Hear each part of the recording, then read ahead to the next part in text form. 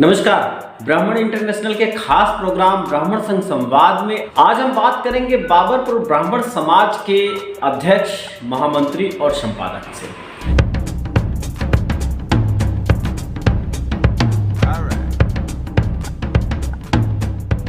आज बाबरपुर में जानने की कोशिश करेंगे श्रीमान जगदीश प्रसाद वशिष्ठ जी से। आप अध्यक्ष हैं बाबरपुर ब्राह्मण समाज के और सत्य प्रकाश वशिष्ठ जी हैं, आप महासचिव हैं संगठन के। साथ में वेद प्रकाश शर्मा जी हैं, संपादक हैं समीक्षा दीप वार्षिक पत्रिका की। वार्षिक पत्रिका आपके संगठन की ही है, बाबरपुर ब्राह्मण समाज की। जानने की कोशिश करेंगे जगदीश प्रसाद जी, ब्राह्मणत्व या ब्राह्मणवादी व्यवस्थाओं को आप लोगों का बड़ा अच्छा एक्सपीरियंस रहा है, अध्यापक रहे हैं, समाज से जुड़े लोग रहे हैं, आप लोग कितना समझ पाते हैं? देखिए, मैं आपको बताना चाहता हूँ कि हम गांव के रहने वाले हैं और गांव में भी हमारा प्रयास रहा कि हम ब्राह्मण को एक जगह जोड़ें, एक साथ करें, और ये हमारा प्रयास में हम सक्सेसफुल रहे। उसके बाद फिर हम दिल्ली में चले गए, दिल्ली में सादरे में। तो जहाँ हम रहते हैं बाबरपुर गांव में, यहाँ ग्राम पंचायत थी और ब्राह्मण काफ़ी थे। तो हमारे माइंड में आया कि ब्राह्मण आपस में एक, क्योंकि हम गांव से निकले हुए थे, गांव में ब्राह्मण जो पंचायत होती थी वो उनमें जाकर बैठते थे। तो एक ही हमारा प्रयास था कि हम ब्राह्मण कैसे जुड़ें। तो हमारा यहाँ प्रयास हुआ और हमने सारे ब्राह्मण को इकट्ठा किया और हमने कहा भाई ब्रह्म भवन बनाना चाहिए। ब्रह्म भवन बनाने से क्या होगा कि उसमें बैठ करके आपस में कुछ छोटी बात करेंगे, शादी वगैरह होने वो करेंगे, छोटी छोटी मीटिंग होगी और कुछ प्रवचन भी करवा करेंगे। हमारे उद्देश्य था कि ब्राह्मण में प्रवचन होगा तो कुछ शिक्षा दें। तो उसमें हम सक्सेस हुए। हमने प्रयास किया, हमने कुछ चंदा इकट्ठा किया, कुछ आपस में किया, कुछ हमने बाहर छोड़ा शुरू में। उसके बाद हमने यहाँ भवन बनवाया, ब्राह्मण भवन डॉक्टर में लेकर के। और वो हकीकत में उसके बाद फिर एक प्रस्ताव पास हुआ कि भाई इसका नाम ब्राह्मण धर्मशाला रखा जाए। और यही प्रस्ताव करना चाहता कि किसी अगर पास्टर कोई पैसा नहीं दिया जाए, इसमें ब्राह्मण ही पैसा देंगे। तो वो हमने सबने आपस में चंदा इकट्ठा कर करके 3 मंजिल का ब्राह्मण भवन बनाए थे। दूसरे में बहुत सुंदर है और उसमें हमारी मीटिंग भी होती हैं और गरीब जनता के लिए हमने कहा भाई कोई भी हो, किसी भी कौम का, इसमें शादी करो, हम फ्री भी देंगे जो गरीब जनता है, और बाकी सब मामूली चंदा जैसे पूरी 1,500 रुपये चंदा रखा है 30 मतलब। तो ये हमारा प्रयास है, सक्सेस है। और मैं तो कहता हूँ इसके पश्चात हमारे संपादक जी जो हैं इनका बहुत प्रयास रहा बच्चों जोड़ने के लिए। बच्चों को जैसे कोई बच्चे पढ़ते हैं स्कूल में, अच्छे रिजल्ट से पास आते हैं, उनको इनाम भी दिया जाता है। तो हम तो यही चाहते हैं कि ब्राह्मण आगे बढ़ें और उनमें एकता बनी रहे। जी सत्य प्रकाश जी, इन दिनों जब ब्राह्मणवादी व्यवस्थाओं पे तलवारें लटकी हैं पूरे देश में, पूरे देश की सरकारें ब्राह्मण विरोधी हैं, यह हमें एक संपादक होने के नाते भी कहने में कोई गुरेज नहीं है, क्योंकि ऐसा दिख रहा है समाज में। ऐसे में ब्राह्मणवाद को कितना समझ पाते हैं आप? ब्राह्मणत्व की प्राचीन परंपराओं की प्रासंगिकता कितनी है आज के? तो ब्राह्मण की तो यह है कि हम सोच रहे हैं कि सब ब्राह्मण एक हो, लेकिन ब्राह्मण में थोड़ी एकता नहीं है। लेकिन फिर हमारा प्रयास यही है, हम अपने धर्मशाला में है उसमें मीटिंग करते हैं, ब्राह्मण बुलाते हैं, अपना संगठन बना रखा है और उनको संगठन जोड़ने की और एक होने की प्रयास करते हैं ताकि ब्राह्मण सब एक हों और अपना साथ साथ रहें। आप लोगों की जो ये धर्मशाला है, ये बाबरपुर क्षेत्र के लिए ही है या कहीं के लोग भी उसके साथ जुड़ रहे हैं? पूरे दिल्ली के लोग जुड़ रहे हैं? जुड़े होते हैं अपने बाबरपुर की, लेकिन उसको यूज करने के लिए बाहर के भी कर लेते हैं, कोई ऐसी बात नहीं है। जो अपना कम पैसे होते हैं तो फिर भी करवाते हैं। समीक्षा दीप पत्रिका के संपादन के समय आप लोगों की क्या सोच रही? जैसे आपने इसके संपादन, पत्रिका का वजूद हो, पत्रिका समाज में जाए, इसको लेके क्या प्लान रहेंगे आप लोगों के? मैं शिक्षक था, सन 2002 में, जनवरी 2 में रिटायर हुआ हूँ। रिटायर होने के बाद ही मेरे मन में आई कि मैं भी ब्राह्मणों के लिए कुछ करूँ। भाई साहब अध्यक्ष थे तो मैं भी इनसे जुड़ा और ब्राह्मणों के लिए मैंने भी कार्य प्रारंभ किया। तो ब्राह्मणों के यहाँ दो समस्याएं सबसे बड़ी हैं, एक है नौकरी की और दूसरी वर वधू की, विवाह की। तो मेरे मन में आया कि इसमें दोनों जो समस्याएं हैं, कठोर समस्याएं हैं, इनको दूर करने का प्रयास किया जाए। तो इसका माध्यम एक समीक्षा दिन पत्रिका, एक समस्या तो इससे सोल्व हो सकती है, क्योंकि हम घर घर जाकर के जो बच्चे विवाह योग्य हैं उनका फॉर्म भरते हैं और फिर अपनी पत्रिका में उनका संक्षेप में विवरण रखते हैं। इससे ब्राह्मण समाज को बड़ी सहायता मिली है, विवाह शादी करने में आसानी होती है, तो मिलते जुलते रहते हैं। वैसे फिर इसके पश्चात हमने एक ब्राह्मण समाज भी बनाया, उसमें वैवाहिक परिचय सम्मेलन करते हैं। इस वर्ष भी 26 दिसंबर को वैवाहिक परिचय सम्मेलन होगा, उसमें भी मैं सेक्रेटरी कार्य करता हूँ और उसमें भी काफ़ी लोग आते हैं, करीब 1000-1200 लोग आते हैं।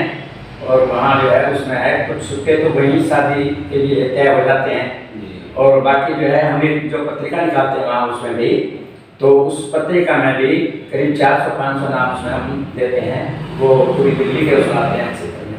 ब्राह्मण युवाओं को स्थापित होने में सबसे बड़ा रोड़ा क्या है? देखिए, मैं आपको एक बात बता रहा हूँ कि राजनीति में और समाज में काफ़ी अंतर है।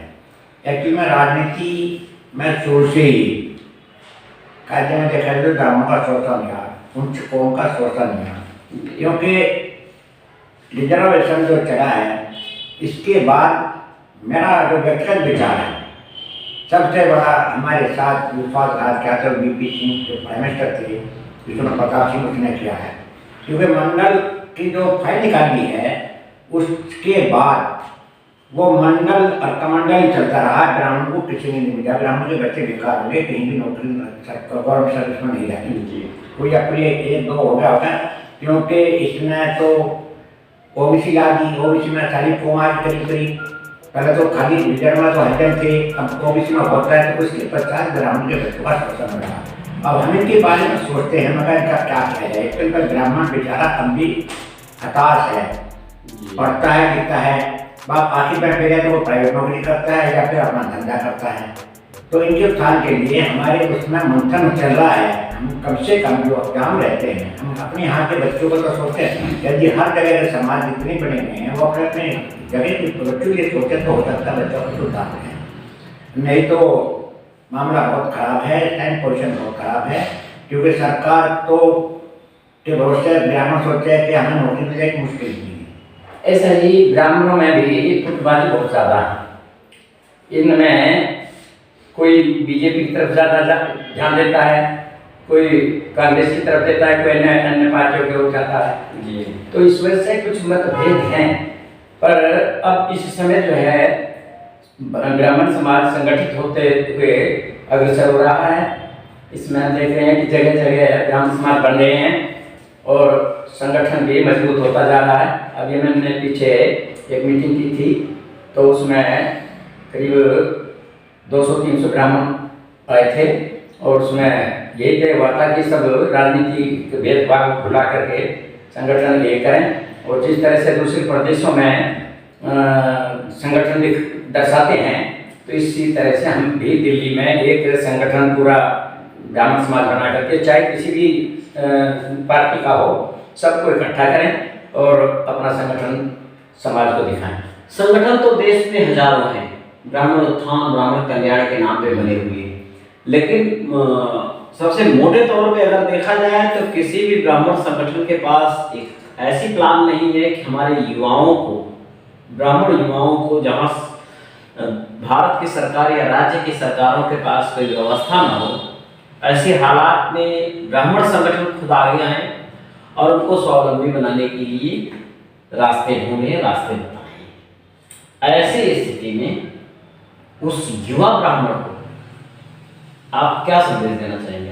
ऐसा है कि हम भी इस बारे में सोचते हैं, जब कार्यकारिणी की हमारी मीटिंग होती है तो हम भी कहते हैं कि अब भाई हम तो बूढ़े हो गए हैं, काम नहीं हो पाएगा, तो जो युवा हैं उनको आगे लाएं। तो हमारे अध्यक्ष महोदय ने अभी प्रयास किया है और मुझे पूरी उम्मीद है कि अगले वर्ष तक युवाओं को ही ये पद देंगे और वो ही इसमें संगठन के लिए कार्य करेंगे और अच्छे कार्यकर्ता हैं। ऐसी बात नहीं है, ग्रामों में भी जो सब मिलकर के चलते हैं। अगले वर्ष जब हम आपको दिखाएंगे कि कितना अच्छा संगठन हमारा युवाओं का है। आप लोगों की बेमिसाल पहल और सुनने में आई है कि आप लोगों ने यहाँ दिल्ली में ब्राह्मण धर्मशाला के साथ साथ हरिद्वार में भी धर्मशाला बनाया है। हमारे दर्शकों को अध्यक्ष जी बताइए कि किस तरीके से और क्या कल्पना रही जिसका साकार रूप बना वो हरिद्वार का धर्मशाला। नहीं, मैंने आपको बताऊं कि हम हरिद्वार में पहले बहुत जाते थे। हमने यहाँ रामला भी खिलाई, रामला मतलब करवाते थे। तो रामला खत्म होने के बाद जो पात्र थे उनको हम घुमा कर आते थे। हरिद्वार में कई स्थानों पर रहते थे, धार्मिक स्थानों पर। तो हमारे मन में विचार आया कि यार हम धर्मशाला क्यों ना बनवा लें, क्योंकि हमें ये बहुत दिक्कत हुई वहाँ पर धर्मशाला लेने में। तो हम लोग ने, हम 4-5 थे, हमने उसमें पैसा इकट्ठा करके 200 गज का प्लाट दिया, फिर हम उसको धर्मशाला बनाई है। शर्मा जी क्या संदेश देंगे लास्ट में? ऐसा है जी कि हमने ब्राह्मण समाज की एक मीटिंग पहले की थी और हमारा बेटा एक प्राइवेट लिमिटेड कंपनी चला रहा है, उसमें लगभग 5,500 बच्चे हैं। तो मैंने वहाँ घोषणा की थी मीटिंग में कि भाई ब्राह्मणों के जब जितने भी बच्चे सर्विस लायक हैं, पे थोड़ी मिलेगी, 5-15 हज़ार रुपये मिलेंगे। अगर कोई चाहता हो तो वो हमसे संपर्क करें। उसमें करीब 150 के करीब लड़के युवा आए और वो हमने इसमें सर्विस को स्थान दिया। अभी कार्य कर रहे हैं, बहुत अच्छा कार्य कर रहे हैं। और मैं तो वहाँ एक घोषणा होती थी कि भाई इसी तरह से ब्राह्मणों में बहुत से साथी फैक्ट्री चलाते हैं, कुछ कंपनियां हैं, तो उनमें ब्राह्मणों के बच्चों को ही स्थान दिया जाए, ऐसा प्रयास रखते हैं। ऊंचे पद पर भी ब्राह्मण हैं, उनको भी प्रयास किया जाए कि वो भी अधिक से अधिक जितनी सहायता कर सकते हो सहायता करें। तो इस प्रकार से हम सब मिल करके युवाओं को भी प्रोत्साहित करते हैं और वो उनको सर्विस दिलाने का प्रयास करते हैं। इसी प्रकार से वर्गवधुओं की विवाह की जो समस्या है उसको उसके सोल्यूशन के लिए भी हमने ये पत्रिका प्रारंभ की है। उसी उद्देश्य वही था कि ये जो 2 बड़ी समस्याएं हैं, तो इन समस्याओं को दूर करने के लिए कुछ किया जाए। तो उसमें जो हमने वर्गवधुओं के विवाह के लिए क्या प्रयास, इसमें हमें काफ़ी सफलता मिली है। और इसी तरह से सर्विस दिलाने में भी काफ़ी प्रयास हमने किया है, उसमें कुछ सफलता प्राप्त हुई है। पर जितनी सफलता होनी चाहिए उतनी सफलता भी मिल नहीं पा रही है। फिर भी हम प्रयास करते रहेंगे, ट्राई अगेन। यदि हम कोशिश करते रहें तो जरूर सफलता मिलेगी। एक ऐसे प्रेरणादायी व्यक्तित्व से अगली कड़ी में भेंट करेंगे ब्राह्मण संवाद में। तक हमारे साथ बने रहिए। धन्यवाद, नमस्कार। बोलो भगवान परशुराम।